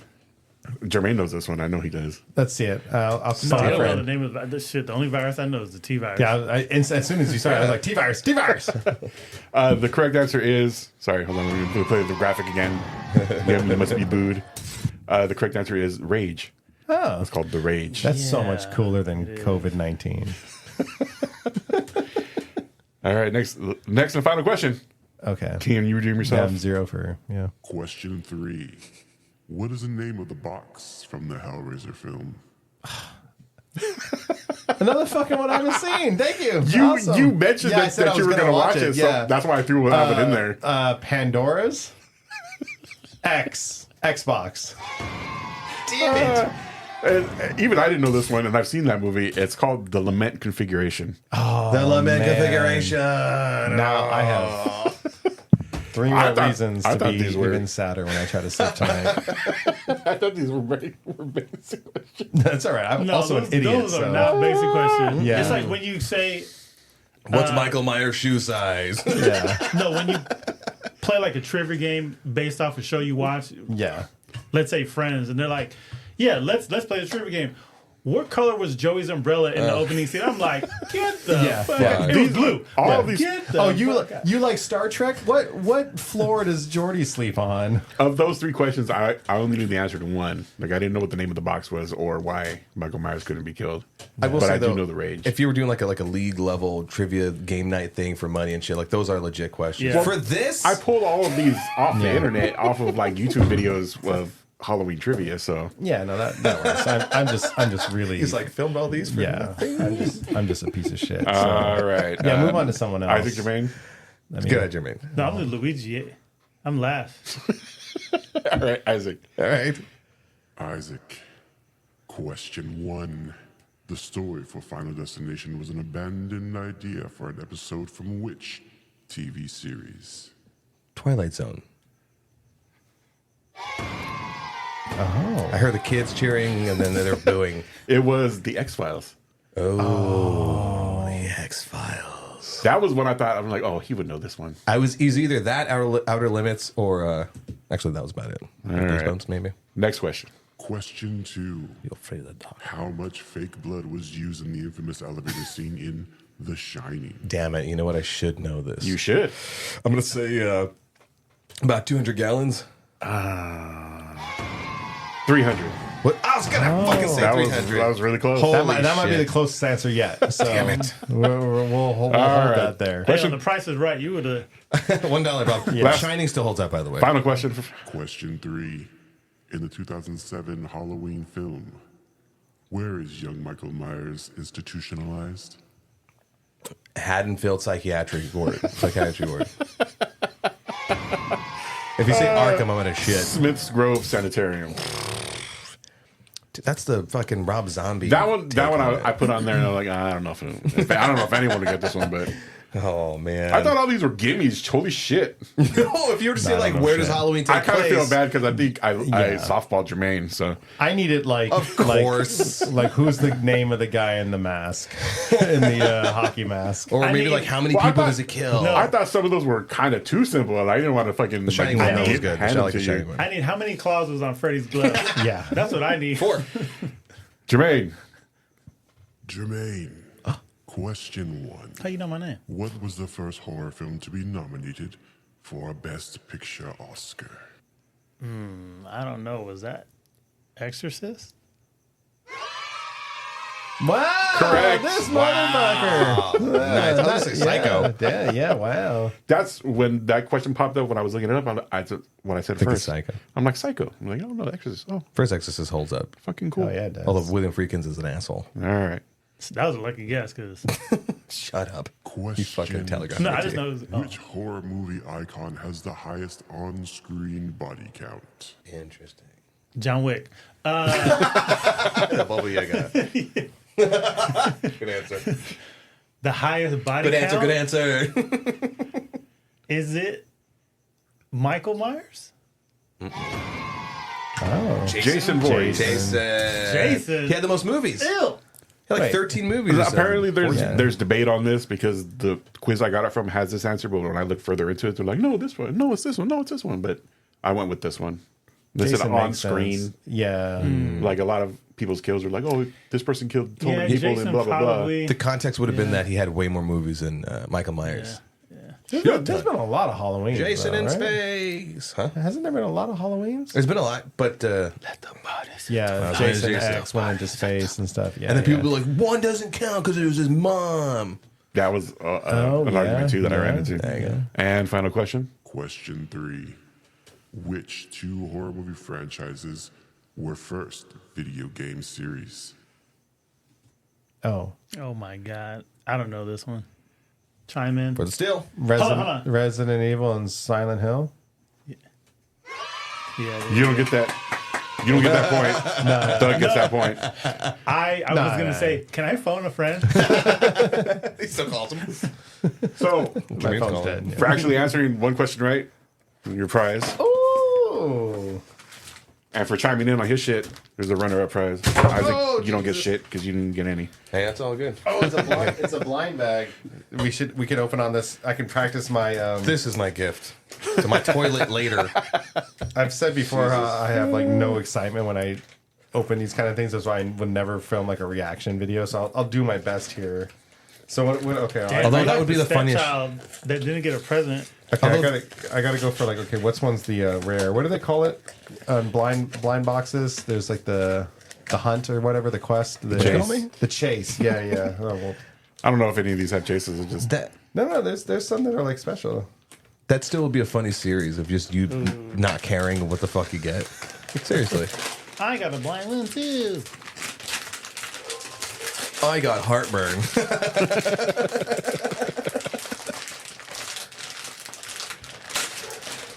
Please, Solid please, questions, please, though. please, please, please, please, please, please, please. Oh my god! I got Jason. Jason! Oh my god! I got Jason. Yes! Wow! Let's go, baby! See, I just don't react to things. It's just not in my nature. Look at The him. Nun. Valak the Nun. No. Oh, from The Conjuring, from the first, her so first. cute. The those movies suck, by the way. The Nun and The Conjuring. The first Conjuring actually freaked me out. Give us, Oh, whatever, Terrifier. I don't have none of that.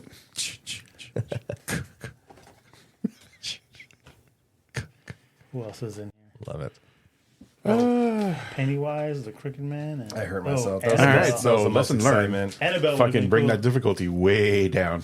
Yeah, we're way down. Stupid here. You know, if you're gonna been have just drinking 3 that questions much. each, two of them are super easy. One of them's like that difficult level. Okay. Lesson learned. You know, you never know. You just gotta, cushion it like that. Well, next time someone else can do the trivia and they can fucking roast No, me. you did good. I like the. I don't want to record anything. Oh no, I need a. Well, you don't have to. I did it because I have all the But stuff it was here. awesome. Now that you have it, we gotta Yeah, use yeah, I it. appreciate it so much. See, You did a lot of work on I'm that. one of those when I take my test. I need multiple choice. I was. Oh shit! I fucking forgot. I was gonna play the fucking the winner's music for Jermaine. There you go.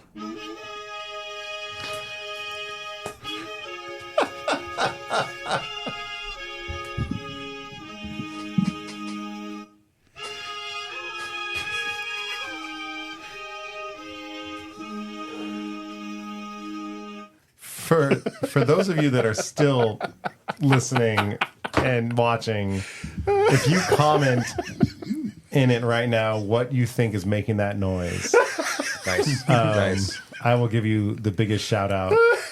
And like, I don't know. We'll send you Make that a something. story post. Yeah. Like I'll send you the sweaty shirt that you may have noticed that I changed out of. Yeah, we'll all edit. sign it. Oh, well, that was my trivia. I appreciate Nice. it. I That was hope, really I hope good. you guys That was enjoyed a it. I lot. hope the Nice. That's wonderful. the audience enjoys it. Yeah. Is that as good a place as any to end this episode? Yeah, it's as good Sure. a place as any. Yeah. Alrighty, folks. We're going to end the Halloween season. We're going to end the episode on that note. How does so that hat still fit? barely. It still looks good on you. Just tell us about your favorite movies and stuff. Put the axe away. Put the knives away. Clean the blood off. And check us out on social media at The Hype Attack on Instagram and TikTok. Douglas. Keep the conversation going. Yeah, I mean, I'm sure everyone has their favorite horror movies, their favorite kill, right? That's the thing you're supposed to know. Your favorite kill, who's your favorite slasher. Talk amongst yourselves about that and include us in it, in the comments, in the DMs, in whatever's. Down in the DM. Yeah, send us a video or something. I don't know. Till next time, same hype time, Same hype channel.